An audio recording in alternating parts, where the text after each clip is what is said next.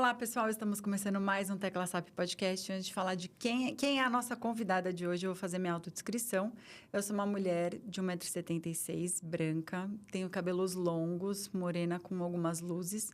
Estou vestindo uma blusa estampada branca com vinho, verde e bege, uma calça branca e um sapato vinho com verde.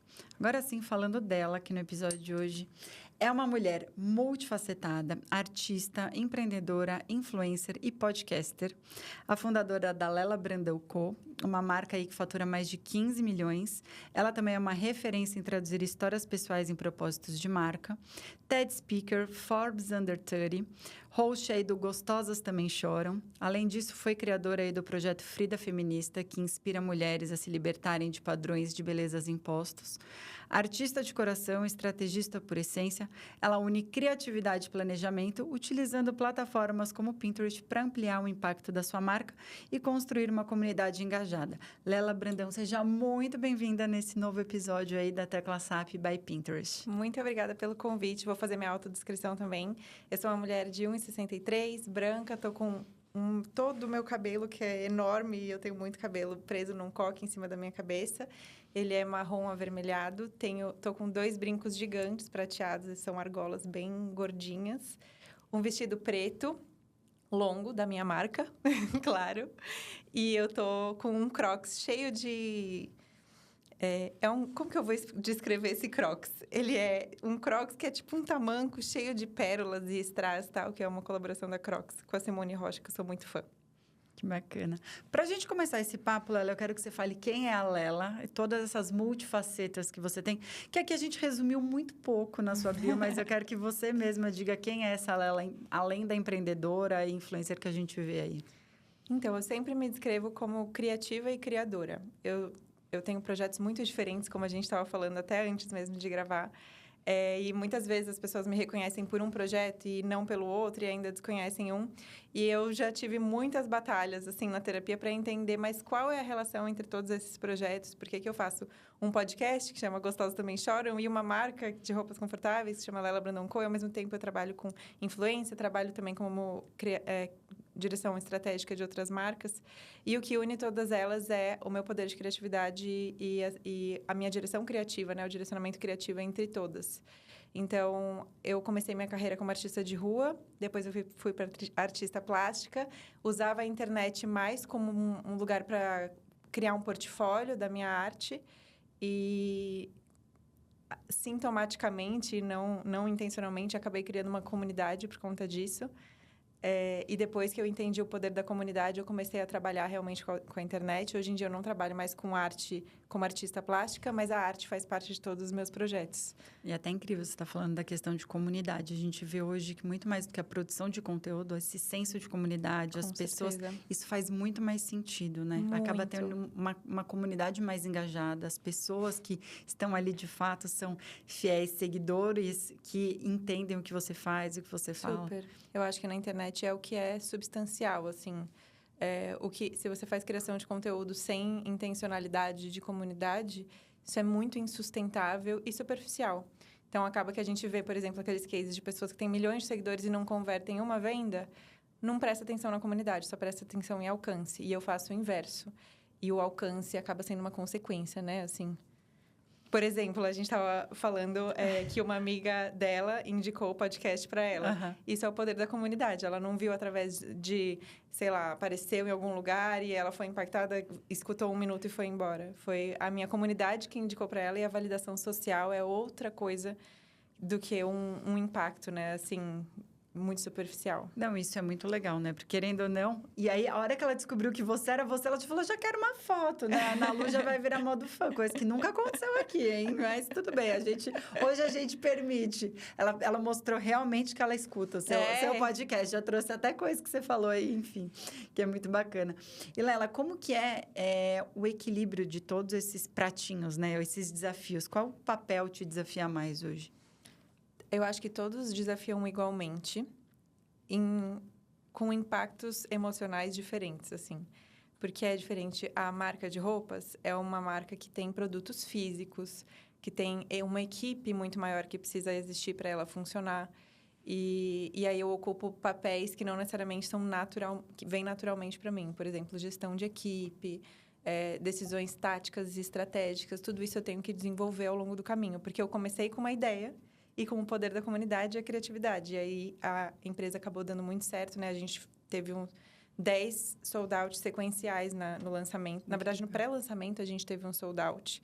E a gente abriu a marca sem nada no site, porque esgotou no pré. E isso seguiu acontecendo pelos 10 primeiros lançamentos da marca. E isso significa que, além de todo essa correria de suprir demanda, existiu também uma correria de criar uma equipe que suprisse essa demanda de todos os lados. Desde o marketing até a logística, até o RH, tudo isso faz parte de estruturar, que não é uma coisa que é da onde eu vim. Eu era artista plástica. Então, a marca, com certeza, me demanda mais um crescimento intencional e atento e acelerado. Eu não gosto muito dessa palavra, mas eu tive que crescer muito aceleradamente como empresária.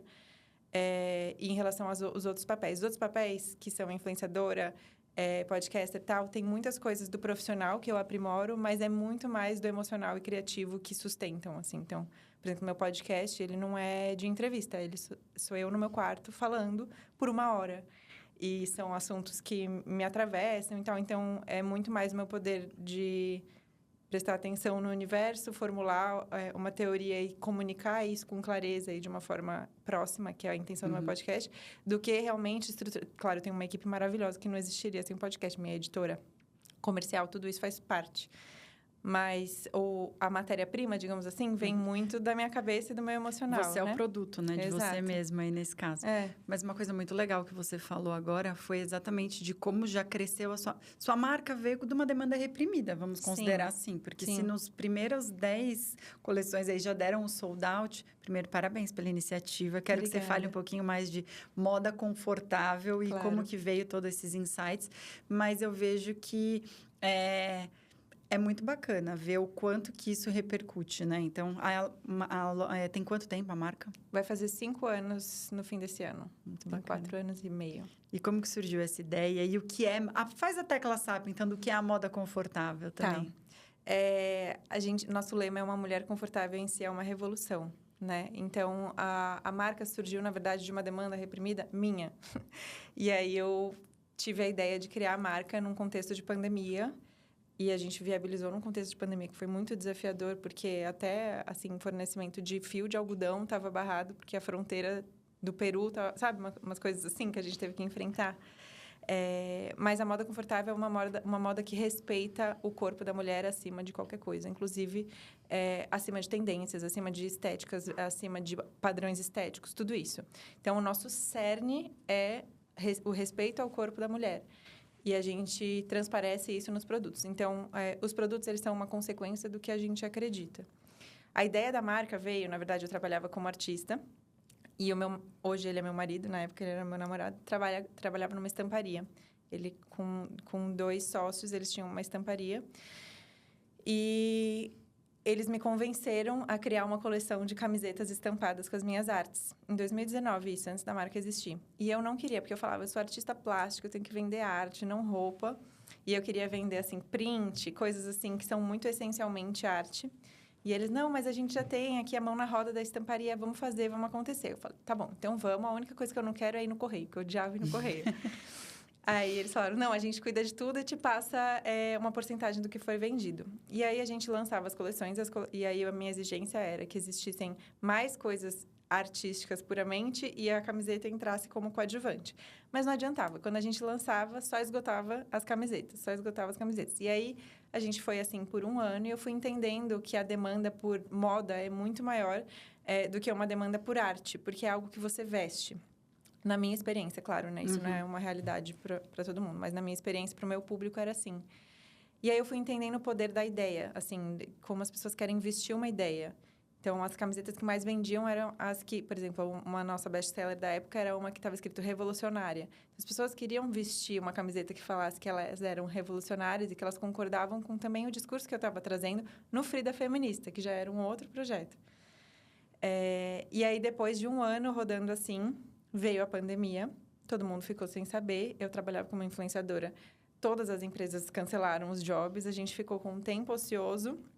Ali, eu e o Vitor, que é o meu marido e cofundador da marca. E a gente tinha uma viagem que a gente tinha parcelado em milhares de vezes, assim, que ia cair em maio para a Espanha. E essa viagem foi cancelada por conta da pandemia e voltou esse dinheiro para nossa conta. E aí, nesse momento, parece que os astros se alinharam, a gente se olhou e falou assim, vamos pegar esse dinheiro e criar uma marca em vez de uma loja que venda arte e merchandising meu? Vamos criar uma marca? E aí, eu resgatei essa vontade que eu tive por um processo muito pessoal meu, que foi a minha luta com distúrbios alimentares quando eu era adolescente. E eu usava muito as minhas roupas para competir comigo mesma. Então, não sei se você teve essa experiência, mas eu vou comprar uma calça e eu tenho que caber nela até tal data. Eu fazia isso demais, assim, quando eu era adolescente. Eu acabei caindo nos problemas de saúde muito sérios, assim, e psicológicos também, enfim, distúrbios alimentares que realmente foram graves ali naquele momento. E da mesma forma que as roupas me colocaram lá, naquela época a gente nem falava muito de pressão estética, de psicólogo, a gente não existia essa conversa. Então, eu tive que meio que me tirar desse lugar com 15 anos, assim, não tinha nada, né? Nenhuma base, assim, família não entendia, amigos, ninguém entendia o que estava acontecendo. E aí, da mesma forma que as roupas me colocaram nesse lugar, as roupas também me tiraram desse lugar. Porque eu comecei a entender que eu não podia mais ter uma roupa que determinasse que tamanho que eu precisava ser. E sim eu que precisava determinar que a roupa precisava caber em mim. E aí, ao longo dos anos, isso foram passando 10 anos, eu fui construindo um armário que respeitasse o meu corpo, mas com muito custo. E o custo de ir numa marca e procurar uma peça das milhares que atendesse aos meus requisitos, às vezes por acaso. Às vezes nem foi uma decisão de design, foi uma coisa que a peça exigiu. E como eu fui construindo esse guarda-roupa, eu comecei a perceber que a minha comunidade me perguntava, onde você compra as suas roupas? Porque você está sempre confortável, mas não é um moletom, não é um pijama, são roupas... E aí, eu não me sentia à vontade de falar as marcas, porque não necessariamente a pessoa ia ter a segurança de ir na marca e comprar alguma coisa que fosse confortável. E aí, eu comecei a sonhar com um lugar que a pessoa pudesse ter essa segurança de que qualquer coisa que eu comprar vai respeitar meu corpo. Qualquer coisa que eu comprar vai respeitar o meu conforto. E aí, a gente criou a marca. Eu, como eu sempre falei muito disso, foi muito natural, assim, a conversão da venda, porque era real, sabe? Meu público conseguia entender que era a materialização de uma filosofia que eu já carregava há muito tempo. É muito louco você falar isso. E aí, você já me remeteu à minha adolescência também, essa questão de padrão estético. Eu sempre fui muito alta, muito grande, jogava vôlei. Então, eu tinha uma estrutura de corpo diferente da maioria das minhas amigas. Uhum. E aí, quando você ia nas mesmas lojas, eu não achava. Então, às vezes, a roupa me escolhia. Não era eu que escolhia a roupa. Claro, você não tem o poder de Você escolha. não tem esse poder de escolha. Isso é muito frustrante quando você é uma adolescente. Você fala... Você começa a se colocar numa coisa que eu fui entender o meu tipo de corpo, o meu IMC, minhas coisas, de velha já, vamos dizer assim, porque é um negócio que realmente é muito louco. Quando você é adolescente, não tinha todas essas informações que a gente tem hoje. Tinha um padrão estético muito diferente, onde tudo era... O Photoshop passava em absolutamente tudo. Então, isso era muito mais frustrante. Acho que hoje a gente tem muito mais entendimento e mais liberdade, né? Campanhas publicitárias que usam mulheres de verdade, que têm cases aí, que ganham prêmios e tudo mais, que hoje nos trazem isso. Mas incrível sua iniciativa com tudo isso. Obrigada. Você considera que moda foi um ato revolucionário aí na sua vida? Com certeza. Foi um ato revolucionário, tanto para mim, quanto eu vejo que na trajetória das clientes que começam a entender a marca. Porque é isso, tem muita gente... A gente já abriu a marca com 6 tamanhos, hoje a gente tem 7. Que é uma coisa totalmente discrepante do mercado. A gente fala, é o mínimo, né? Mas, assim, é muito comum as pessoas abrirem com uma grade PMG que vai até o 40. Eu visto 44. E eu sou M da minha marca. A gente faz uma parada de tamanhos reais, assim, sabe? E isso até é difícil, porque é difícil das pessoas entenderem, tipo assim, nossa, mas eu visto G nas outras marcas e na sua eu visto P. Então, a gente tem que fazer um trabalho muito educacional de entender. Você não veste G. Tipo assim, olha ao redor. Se compara com as outras pessoas, tem um olhar honesto consigo mesmo, né? Então, é complexo, assim. E eu vejo que muita gente, principalmente no começo da marca, quando a gente já veio com tamanhos maiores, e hoje a gente tem tamanhos ainda maiores, muita gente veio com esse relato de, assim, eu nunca pude escolher uma roupa. Essa é a primeira vez, principalmente quando a gente veio com a coleção de biquíni, que foi a primeira, que você até comentou. Lá em 2021, quando a gente veio com a coleção de biquíni, foi quando a gente teve o maior impacto de pessoas falando, eu nunca provei um biquíni que servisse em mim. Eu nunca me senti bem num biquíni. E agora também, recentemente, a gente tem o case da calça jeans, que ficou 2 anos em desenvolvimento e a gente bolou uma solução para que ela se ajuste ao corpo. E é uma solução muito legal, assim, depois até posso explicar melhor. Mas tem muita gente falando, nunca achei que eu ia conseguir me sentir confortável numa calça jeans. Ou que uma calça jeans ia servir em mim, assim, sem eu precisar mandar na costureira, ajustar e tal. Então, isso é muito recompensador para mim, assim, de ver que as pessoas começam a entender, o problema não é meu corpo, o problema é o designer que pensou essa roupa, que não se deu ao trabalho de pensar na minha existência, sabe? E é muito legal você falar, por exemplo, da calça jeans, que para mim sempre foi um dilema. Hoje em dia existem calças maiores, mas eu não tinha calças maiores. E as calças que eu achava maiores, tinha que mexer nela inteira. E aí ficava o cavalo, você levando uma costura. Não pode, não dá para mexer. Então, você sempre fica com uma roupa que é montada, adaptada. Sim. Né? Não é uma roupa que é... Que incrível isso, né? Qual foi o seu maior desafio aí nessa parte de empreender? Nossa, muitos. Sei nem por onde começar. Qual projeto que você prefere que eu comece? Acho que o podcast? O que você pode pensar todos, assim. Acho que você pode falar um pouquinho de cada um, que não tenho dúvida que como as pessoas se identificam, tanto com o seu podcast, como com a sua marca, vão se identificar com as suas dores de empreender aqui também, seja em qualquer um dos casos. Eu acho que se sentir com uma base sólida perante um sucesso muito rápido, assim, sabe?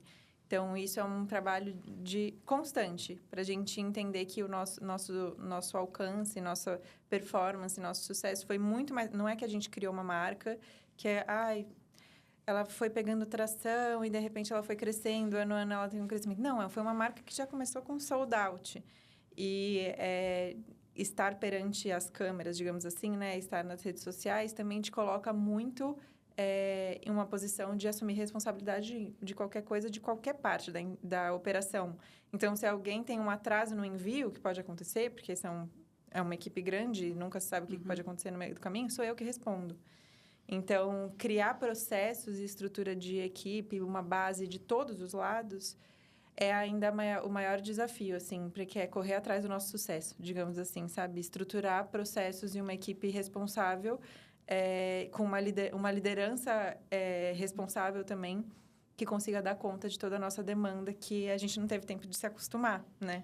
E é muito louco você falar disso, porque, querendo ou não, você demanda um tempo gigantesco. Sim. Quando a gente fala principalmente de rede social, a gente estava falando de comunidade, como engajar. Você mesma que responde tudo. Então, é a forma de como que você acaba estando ativa, estando ao tempo de tudo e tendo que se corresponsabilizar como a líder disso, Sim. dos processos internos, né? Eu vejo que hoje é uma das coisas mais desafiadoras, é o papel que a gente tem de rede social, que ela pode tanto apoiar muito, como também tem as questões de cancelamento, de muita coisa disso, né? Como que você vê as redes sociais hoje na questão de democratização de moda, enfim? Eu acho que elas ocupam um lugar muito importante. Se a gente colocar em parâmetro se a gente usar o parâmetro de como a gente recebia informações no passado, a informação era muito monopolizada, né? Assim, muito unilateral. Então, o que a gente recebia de informação de moda era o que poucas pessoas decidiam que era informação de moda, que a gente via na TV, nas revistas. E isso acaba limitando muito da onde o discurso pode vir. Hoje, a gente tem uma democratização, não só quando a gente fala de padrões de beleza, mas, assim, da onde está vindo essa moda? Quem que está criando isso? Em que contexto? Em qual cultura? Eu acho que as redes sociais dão esse lugar de vazão para coisas que a gente não teria acesso, para assuntos, culturas e pensamentos de moda que a gente não teria acesso em um outro momento. Então, eu acho extremamente importante. E eu acho que para todo mundo é um desafio. Não adianta a gente falar, não, mas coitada de mim, porque não sei o quê. Não, para todo mundo é um desafio. Você se coloca vulnerável, é meio que o preço do jogo, né? Assim, você está nas redes sociais, que podem te dar um super alcance, que podem te dar uma base desde faturamento, até de comunidade, até de fontes de informação, que é uma coisa que a gente faz muito. E eu acho que também para marcas, uma coisa muito valiosa das redes sociais, que as marcas raramente conseguem ter essa sensibilidade, é que não precisa ser uma coisa unilateral, é uma conversa. Se for unilateral, bota um outdoor e bora, a pessoa vai receber a mensagem. Mas nas redes sociais você tem a possibilidade de uma resposta, seja através de métricas, seja através de comentários, seja através de formulários. Você pode metrificar as coisas e você pode criar a partir dessas conversas. E quando as pessoas se sentem parte, elas ficam muito fiéis ali com você e apoiam seus movimentos, seja através das redes sociais ou seja através de uma compra mesmo, de financiar aquela empresa que ela fala, eu quero... Tem muita gente que manda esse tipo de comentário pra mim, que é tipo, tô comprando porque quero que você fique rica e faça mais não sei o quê, sabe? Uma coisa assim. Pessoas que acreditam e entendem que através de uma compra elas estão financiando uma ideia que elas concordam. Até você falou que da forma como você criou a coleção e tudo mais, que veio das pessoas te perguntando também, né? Das suas roupas e tudo. Então, você foi entendendo a sua comunidade, o que ela precisava. Já chegou algum produto que você desenvolveu? Alguma peça que veio dessa demanda da comunidade mesmo? Muitos, muitos. O primeiro foi os biquínis que eu citei em 2021. Era uma vontade que eu tinha há muito tempo, justamente por ter essa dificuldade. Eu tenho a cintura fina e o quadril muito largo. Então, era muito difícil para mim achar um biquíni que me fizesse sentir bem. Não era nem que coubesse, assim. Era que me fizesse sentir bem. Que coubesse também, por incrível que pareça. Mesmo usando M na minha marca, era difícil de achar alguma parte de baixo que coubesse bem. E a gente estava num cenário muito difícil naquele momento de criar unilateralmente, porque a gente estava saindo de um contexto de pandemia. Não sei se você vai lembrar que no final de 2021 deu uma flexibilizada e depois voltou o lockdown. Foi nesse momento, assim, foi no fim do ano que a gente lançou esses biquínis. Só que a gente já estava com mais de um ano de pandemia e o corpo de todo mundo mudou, né? E as pessoas estavam tendo uma dificuldade extrema de se acostumar com essas mudanças, porque o corpo mudar dentro de casa é uma coisa, o corpo mudar de uma forma vulnerável, que você está se expondo numa praia, por exemplo, ou de biquíni, é outra coisa. E a gente ia entrar nesse lugar que é muito sensível.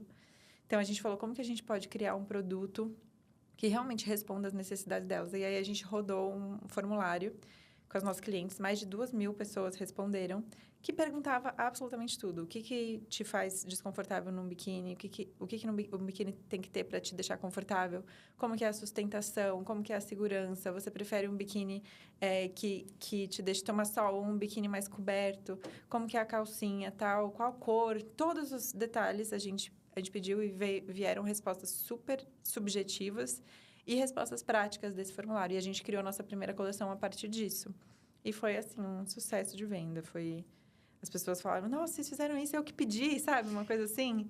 E isso foi muito interessante. Eu vejo muito legal isso, a questão da via de mão dupla, né? Elas se sentem pertencentes àquilo. Então, eu sou ouvida, é um lugar onde eu tenho esse espaço e é produzido para pessoas, né, como eu. Então, você cria um senso aí muito mais do que o estético, né? Mas o senso de pertencer é sensacional nisso. Quando a gente pensa em rede social, você entende também que a gente tem novas pressões, além dessa parte, né, do corpo e tudo mais, a comunicação, mas tem algumas outras novas pressões aí que a gente tem de como que equilibra tudo isso? Em que sentido? Da exposição? Ou de exposição, do seu tempo, das pessoas mesmo, da forma como elas já te abordam, enfim, tem algumas outras questões dentro disso. É engraçado porque a minha experiência nas redes sociais é muito diversa, né? Eu tenho desde de um olhar mais clínico a respeito da marca, por exemplo, porque se alguém está comentando, por exemplo, no mês passado a gente lançou uma camiseta que estava escrito desculpa o atraso, é que eu vi um cachorro. E aí essa camiseta esgotou, foi um sucesso. E aí muita gente pedindo, poxa, faz uma de gatinho, porque eu tenho gato. E aí eu preciso ter esse olhar clínico de tipo, cara, as pessoas estão pedindo, vamos fazer, e a gente vai fazer agora. Olha o spoiler bom aqui, ó. Spoiler. Mas, ao mesmo tempo, tem a minha rede social, que não é pessoal, porque é o meu trabalho. E eu preciso entender que esse é o meu trabalho. Então, não é um lugar onde eu vou me satisfazer pessoalmente, assim, no sentido de compartilhar a minha vida e esperar que as pessoas validem a minha vida. Não é isso. Todas as coisas que eu posto são intencionais, assim, de alguma forma para criar esse senso de comunidade comigo, Lela Brandão. E tem o podcast, que é um outro projeto. Então, a minha sensação é muito diferente em relação a todas. Eu acho que a pressão existe, mas é o que eu disse, é parte do jogo. Não existe almoço grátis, né? Tem essa frase. Então, se você está jogando o jogo das redes sociais, tem que saber que tem os preços e, assim... E quando os preços ficam muito caros, você pensa, é por isso que nem todo mundo faz isso. E aí você fala, Você tem a escolha de fazer ou não. E se você escolher seguir fazendo, quer dizer que você está bancando esse preço e continua sendo barato para você. Exato, né? Custo de oportunidade, né? É isso. Como que as redes sociais como o Pinterest têm ajudado aí a impulsionar a sua marca também dentro disso? Tem os ônus e bônus, mas como a gente pensa isso de uma forma mais positiva? A gente começou a prestar bastante atenção no Pinterest no ano passado. E é muito interessante, né? Porque a gente sempre coloca em contraponto, assim, como que a gente se posiciona dentro dessa rede? Qual é o comportamento de consumo? O que as pessoas estão fazendo dentro dessa rede? O Pinterest se vê como rede social? Eu acredito que não, né? Ele é mais uma plataforma Plataforma, hoje, né? De inspiração, provavelmente. Então, é isso. A gente tem que tratar o Pinterest como o que ele é e todo o potencial que ele tem. Então, se a gente pegar, por exemplo, conteúdos de outras redes sociais e jogar no Pinterest, isso daqui não vai funcionar. Como nenhuma outra rede social. E aí, a gente começou a entender qual que é o grande potencial do Pinterest. É entrar em outro lugar da jornada do consumidor. A gente entende, né? Que não é o lugar... É também um lugar de conversão, porque a gente trabalha conversão dentro do Pinterest, mas organicamente e proporcionalmente do quanto a gente investe, por exemplo, em anúncio no Pinterest, a gente prefere sempre priorizar outro tipo de jornada, que é a pessoa... É muito único a pessoa entrar numa plataforma, num site, numa rede, exclusivamente para se inspirar. Então, você entra em outro lugar da jornada, que é assim, cara, quem eu quero ser? Não é assim, o que eu quero ter, é quem eu quero ser. E aí, se você consegue colocar a sua marca nesse lugar inspiracional, dentro de uma rede que é inspiracional, você pega o cliente em um lugar muito único, né? Que é muito antes realmente da conversão em si. Apesar de que também a gente trabalha conversão dentro do Pinterest, mas nosso foco é muito mais nesse lugar inspiracional. O Pinterest ele tem muito essa questão de ser referência visual e a gente fala muito de planejar sonhos, né? Porque as pessoas criam lá seus álbuns, então são coisas inspiracionais, coisas que elas almejam, desejam. É até uma das únicas aí plataformas que a gente vê de uma forma positiva, onde é um bem-estar, porque você está vendo coisas, né? Planejando e tudo. Então, entrar nesse lugar pode ser assim o objetivo de alcance de usar a sua roupa estando nesse contexto, né? Isso é muito legal. Como que você enxerga as plataformas nessa parte de ser essencial no segmento de moda? Ou como que você enxerga o uso das redes? É muito difícil de eu separar isso, porque a minha empresa, ela nasceu como e-commerce, né? Hoje a gente tem um ponto físico, mas ela é uma DNVB que veio totalmente ligada às redes sociais. Ela veio... na época, eu tinha uma comunidade muito menor, né? O meu alcance era muito menor, assim, nem se compara. E isso... A marca também contribuiu para o meu alcance a longo prazo. É uma coisa muito que se retroalimenta. Mas hoje não existiria marca se não fossem redes sociais. A gente não teria como. Porque a disseminação da mensagem que a gente tem, a possibilidade dentro das redes sociais, em um contexto sem redes sociais, a gente teria que ter um investimento que, para uma empresa independente como é a minha, não é possível. De entrar numa revista, entrar num programa de TV, fazer out of home, qualquer uma desses pontos de contato que exigem um investimento de gente grande, a gente não teria dado sold out. Não, a gente não existiria, tipo assim, com redes sociais. E isso segue acontecendo. A gente faz um trabalho muito de equilíbrio entre o orgânico e o tráfego pago, mas hoje grande parte da nossa, muito mais do que o tráfego pago, é o nosso orgânico, justamente por esse grande investimento de energia e tempo na manutenção da nossa comunidade. Exato. E muito mais sustentável no longo prazo, né? Muito mais sustentável. Porque um anúncio saiu, você perde aquilo, né? Agora você tá com a comunidade engajada ali, muito bacana. Que dica que você daria para pessoas que estão começando suas marcas dentro de redes sociais, Pinterest, enfim? Eu acho que seria de prestar atenção nas comunidades, em vez de usar sua plataforma como uma vitrine, porque se você competir produto por produto, muito difícil ganhar com gente grande. E eu falo gente grande do tipo grandes corporações que têm todo o dinheiro, tempo de experiência e tempo hábil de fazer as coisas acontecerem. Eu acho que é muito mais sustentável e muito mais importante você investir na ideia do porquê que você está fazendo aquele produto e o produto como uma consequência. Então, sempre deixar de prestar atenção no produto, que um produto bom é o mínimo que você faz. Eu acho que eu falaria isso. Eu também falaria, assim, quando você estiver dentro de uma rede social, de uma plataforma, em vez de se comparar com outras empresas e tentar pegar a inspiração de outras empresas, pegue referência do que tem mais alcance dentro dessas plataformas. Quase sempre são influenciadores. Então, quem são os grandes influenciadores do Pinterest? Por exemplo, tem muitas pessoas que criam que tem muita relevância dentro do Pinterest. O que eles estão fazendo? Como que sua empresa pode fazer alguma coisa semelhante a isso, sem copiar, mas entendendo qual é a linha de raciocínio que faz com que eles tenham essa relevância dentro do Pinterest. E a gente faz isso com todas as plataformas. Então, em vez da gente ficar fazendo esse benchmarking, que é importante você entender o que as outras empresas estão fazendo, a gente se comporta muito como as nossas próprias influenciadoras. Então, a gente tem a nossa linguagem, a gente tem nossas piadas internas, nossas ações, nossa comunidade. A gente tem tudo isso, que é o que as influenciadoras fazem.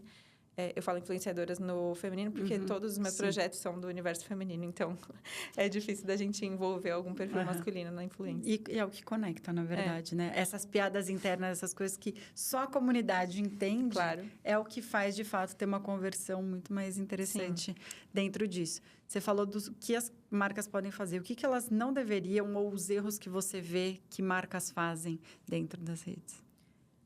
Eu acho que esse grande erro de achar que todo mundo vai super engajar e prestar atenção com uma coisa que você está levando como um portfólio, uma vitrine, é muito difícil, assim. Eu acho que tem marcas do cenário da moda brasileira que fazem isso muito bem, porque constroem o sentimento tanto de essência de marca, de ideia de marca em outros lugares. Então, através de desfiles, através de manifestos, através até do próprio fundador da marca ou fundadora, você consegue entender o que é que você está comprando.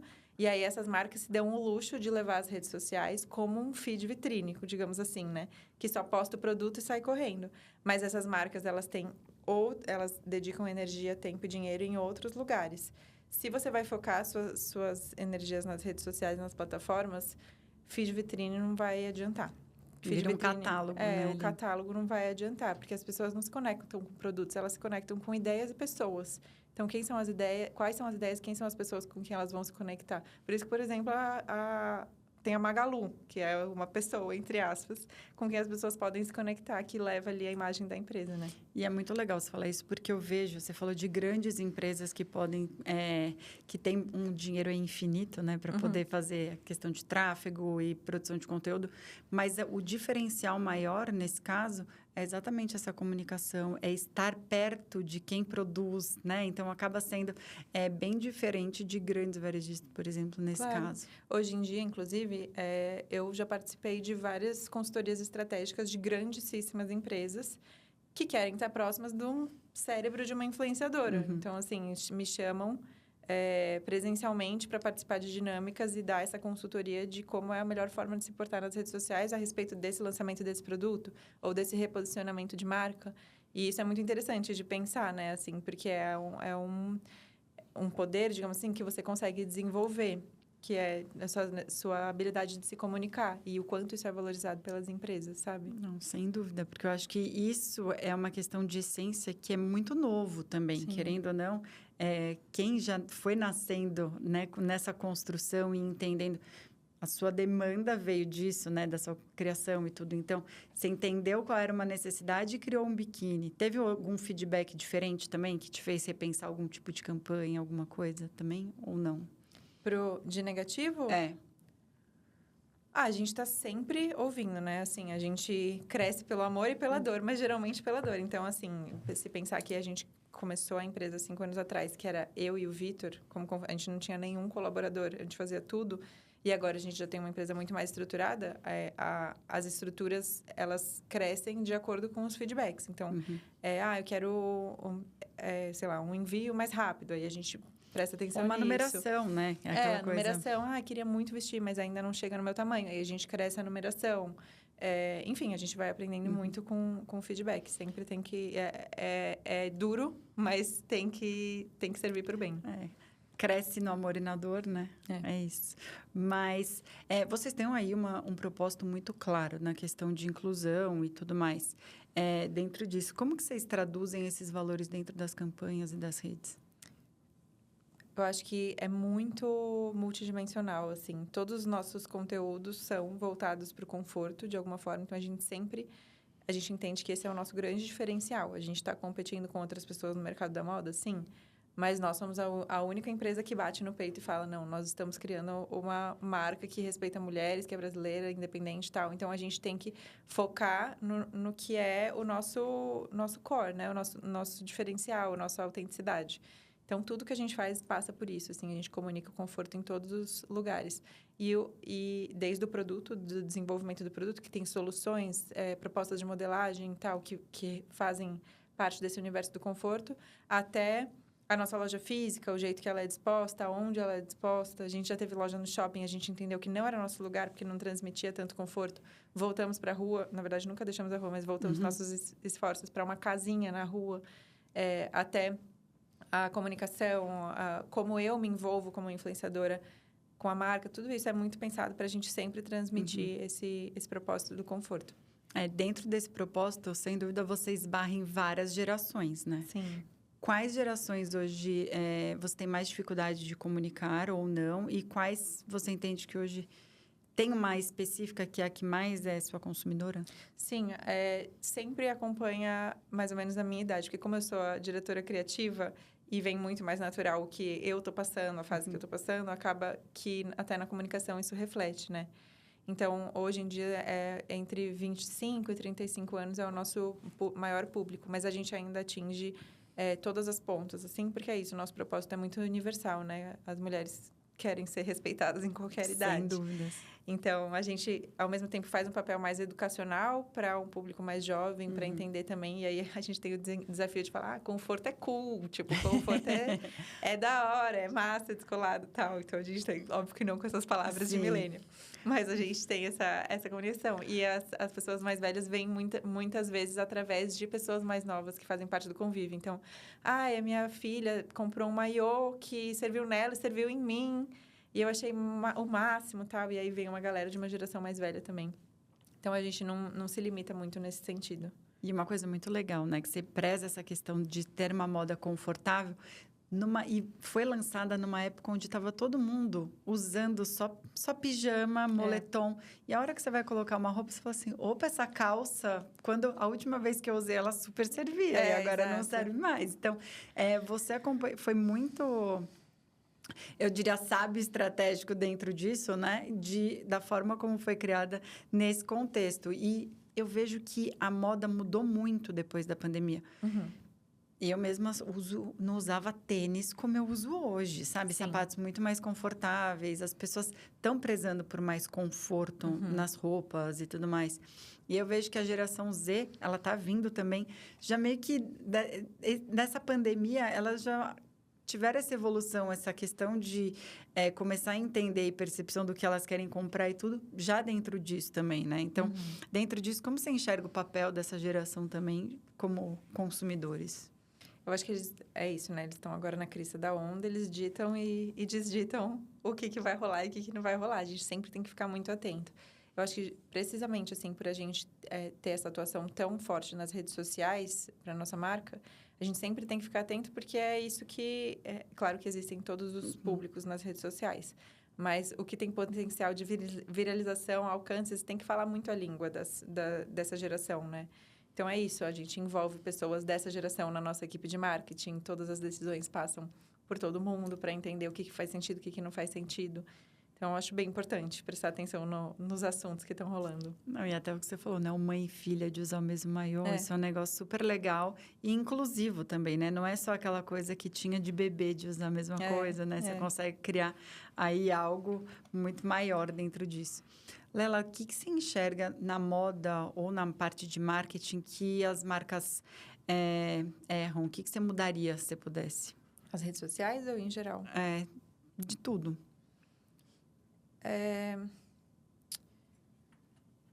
Eu acho que é essa coisa de achar que as pessoas vão super se interessar pelo produto e não pela ideia. A gente, por exemplo, nossa calça jeans ajustável. Se eu simplesmente falasse, olha aqui essa calça jeans ajustável que eu fiz, não ia vender. Não ia ter o impacto que ela teve. Do que eu sentar e falar, quando eu tinha 15 anos, eu tinha uma calça jeans que ela era minha arquirrival. Eu me matava para caber nela.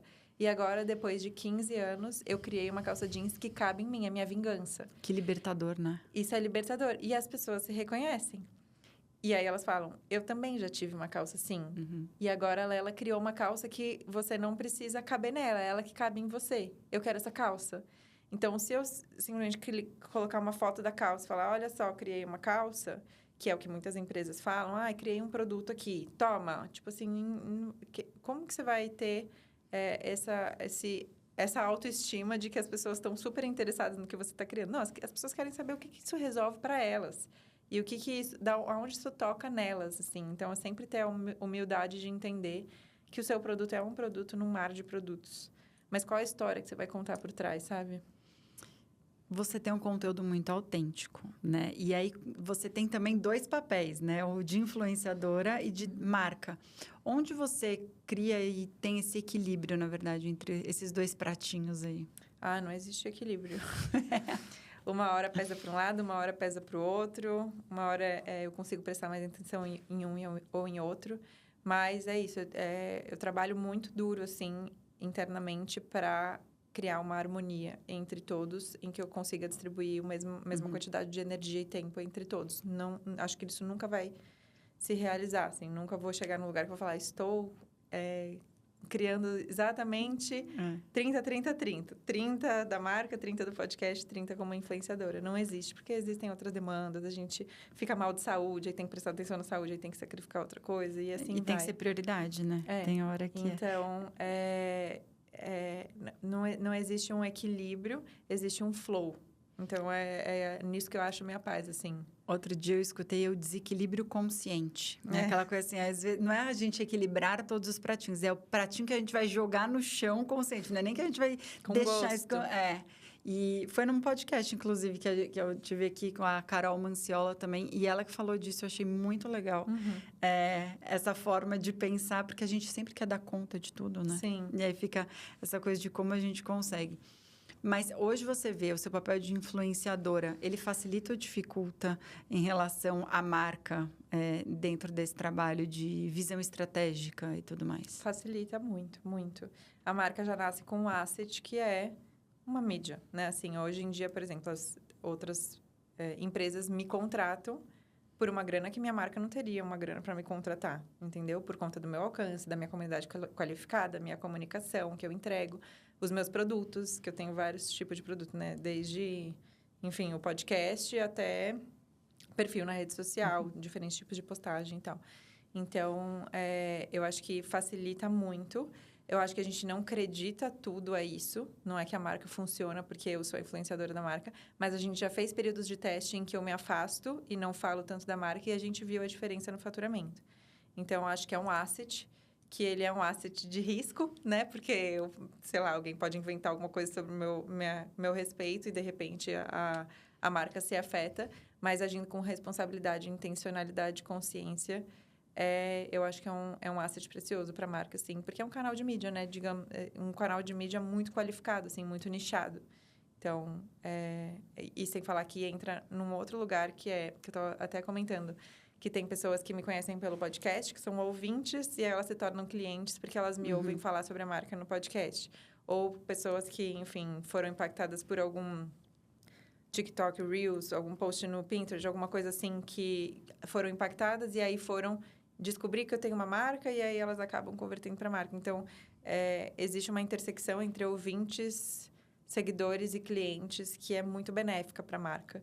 E que a gente não teria dinheiro para investir se não fosse eu, a cofundadora. Incrível, né? Que bom que já entra com essa super mídia, né? Dentro disso.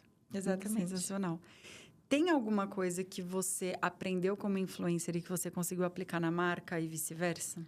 Muitas e muitas e muitas coisas. Muitas. Nossa, infinitas coisas. Eu acho que estratégia de comunicação é uma delas. O poder de uma história. As pessoas falam de storytelling. Eu gosto de trazer como poder da história, que eu acho que bate de uma forma diferente. Cara, qual é a história? Tipo, o que você vai contar? Como você estrutura essa comunicação? Como que você se porta em diferentes... Que eu comecei falando, né? Como que você se porta no Pinterest diferente do que eu vou falar no meu podcast. No podcast eu tenho 1 hora para falar. No Pinterest eu tenho uma imagem para comunicar, às vezes, a mesma mensagem. Então, como que eu faço isso? Isso vem muito da minha experiência como comunicadora.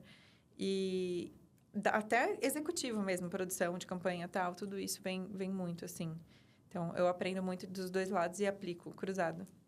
Você entende que toda empreendedora precisaria ser influenciadora do seu próprio produto? Não, de jeito nenhum. Não? Não, de jeito nenhum. Eu acho que na própria vida, sim, né? Você sempre tem que acreditar no seu produto. E se alguém está vestindo uma roupa da sua marca, alguém fala, nossa, que look lindo. É sua obrigação falar, é da minha marca, está com desconto, ou tem um cupom para você. Isso é você ser influenciadora. Mas fazer da sua própria vida um reality show e esse tipo de coisa não é uma coisa necessária. Até porque é uma demanda que as pessoas subestimam muito, né? As pessoas acham que é muito simples você levar ali uma vida de criação de conteúdo e tal, mas é uma demanda séria. Tipo, tem uma equipe muito grande, assim, e substancial que cuida de todas as partes. Então, por exemplo, para eu ter um podcast que sou eu, no meu quarto, falando sozinha, sem entrevistados, eu tenho uma equipe que é o meu comercial, que já tem 3 pessoas, tem a minha editora, que é mais uma pessoa, tem a animadora, que é mais uma pessoa, tem a designer, que é mais... Então, tem uma galera que cuida para eu escoar esse... não é simples, exige muita estratégia, muita tática, e se você fizer por fazer, não vai dar certo. Então, é claro que se você for influenciadora, você tem esse canal de mídia, mas não é uma obrigação. Existem outras formas que você pode ter esse contato humano na marca que não seja exatamente você sendo a influenciadora. E aí, quando você fala desse papel, né, de influencer, quais as habilidades que você acha que são indispensáveis para ser uma influencer? Habilidade de comunicação, com certeza. Seja comunicação visual, seja comunicação verbal, estratégia de comunicação, interpretar métricas e aplicar elas para coisas mais subjetivas. Acho que isso é essencial. E quais as tendências que você está vendo aí para o futuro da moda aí no mundo? Eu tenho observado uma tendência de um desejo de contato offline. Então, não só de loja física, mas de viver experiências e entender a comunidade saindo do online para o offline. E a gente tem prestado bastante atenção nisso, assim, de como a gente pode trazer nossa comunidade para o offline e como que a gente pode transmitir a sensação e a ideia que a gente tem atrás da nossa marca, né? Que é o conforto, o acolhimento, todas essas partes, de um jeito prático, né? De um jeito mundo real. Então, isso tem me deixado bastante animada. Legal. Vocês têm pensado em collabs também? Algumas Sim, coisas? temos vários collabs agendados para esse ano já. Que incrível, muito bom. E a gente está num momento, assim, muito futuro, né? Teve NRF recentemente, tudo falando 100% inteligência artificial e tudo mais. Como você tem visto a questão de inteligência artificial nesse mercado? Eu acho que faz parte dos processos internos, né? Que nem quando chegou internet ou redes sociais, todo mundo ficava, não, mas isso é não sei o que e tal. Mas é a forma que o mundo funciona, você precisa entender aonde que vai entrar isso, tanto na sua vida pessoal quanto na sua vida profissional. Eu sinto que é perigoso o jeito que a inteligência artificial caiu no nosso colo, sem legislação, sem processo, sem instrução, sem manual, sem nada. Caiu no nosso colo para a gente usar. Eu acho perigoso. Mas eu acho que pode ser uma ferramenta de trabalho que, de alguma forma, te dá mais tempo para tomar decisões criativas e delega um pouco as decisões, digamos assim, técnicas e executivas para a inteligência artificial, ou que ela pode te dar um suporte nisso, assim. Acho que tem os dois lados da moeda. Ainda é muito cedo para falar, né? É tudo muito recente. E, ao mesmo tempo, eu estava num evento recente que falou que 2% da população só usa inteligência artificial. A gente ainda está nadando aí, né? Disso, de entender se o oceano azul... do impacto, né? Já, se só 2% todo mundo está falando disso. Exatamente. E você acredita que na parte de influenciadores, isso vai movimentar também? Acho que em todo lugar, né? Como tudo, porque né? influenciador também eles são produtos, né? Então, assim, desde um roteiro de uma publicidade que você pode delegar para inteligência artificial e o cliente não vai perceber isso, você está veiculando um negócio que nem é autêntico, até, sei lá, dar um suporte estratégico de como eu posso comunicar isso melhor, qual é o melhor timing para fazer isso, me dar benchmarking de pessoas que já fizeram isso e tal. Tipo, acho que tem formas e formas de você usar. Tem formas mais trapaceiras, que eu acho, e tem formas mais inteligentes. Muito bacana. Dá para indicar aqui horas e horas, né, Lela? A gente tem um momento aqui onde eu te dou o nosso megafone, que é o ícone da nossa podcast. Que a gente quer que você deixe uma mensagem, pode ser de vida, de mundo, do que você quiser. Aquela é a sua câmera, você está bem acostumada com isso. E depois vou te dar para assinar também, para deixar o seu momento aqui. A gente só não liga ele Tá, eu já tava preocupada aqui, que a gente ia tomar um puta susto. Como boa host de um dos maiores podcasts do país, você sabe bem o que é um bom corte. Então, essa é aquela hora daquele corte que a gente adora. Pode explorar a sua câmera. Não precisa ser de marketing, pode ser de vida. Não precisa, é de vida, do que você quiser. Tá, posso falar? Pode. A moda tem que respeitar as mulheres e não o contrário. Demais. Lacrei. Adorei. Olha, ó, todo mundo batendo palma aqui. Muito bom. Lela, como as pessoas encontram você, a marca, enfim. Tudo de Lela. E podcast também. Os meus perfis nas redes é lela.brandão, LLA.brandão. Meu podcast chama Gostosos Também Choram. E a marca é lelabrandão.co. Tanto o site quanto as redes sociais. Maravilha. Vou pedir para você assinar. Claro. Enquanto a Lela assina aqui, eu vou falar para vocês ativarem as redes sociais, os sininhos aqui do @teclasap podcast em todos os canais. A minha, Caru Fernandes, e da nossa produtora e realizadora aqui, a Cubo Comunicação, é o @comunicação Cubo. Vou pedir para colocarem em algum lugar aqui o QR Code do meu livro, A Tecla SAP do Marquetês, para vocês levarem também para casa. E é isso. Lela, super obrigada. Amei esse nosso papo. Eu que agradeço. Foi Obrigada. muito além de falar só de marketing, de estratégia, e sim do ser mulher e do como teve essa evolução. Que bom. E que você faz parte disso. Obrigada pelo convite. Foi uma delícia. Obrigada. Obrigada a vocês que nos assistiram até agora. Toda semana a gente tem um novo episódio. E até o próximo.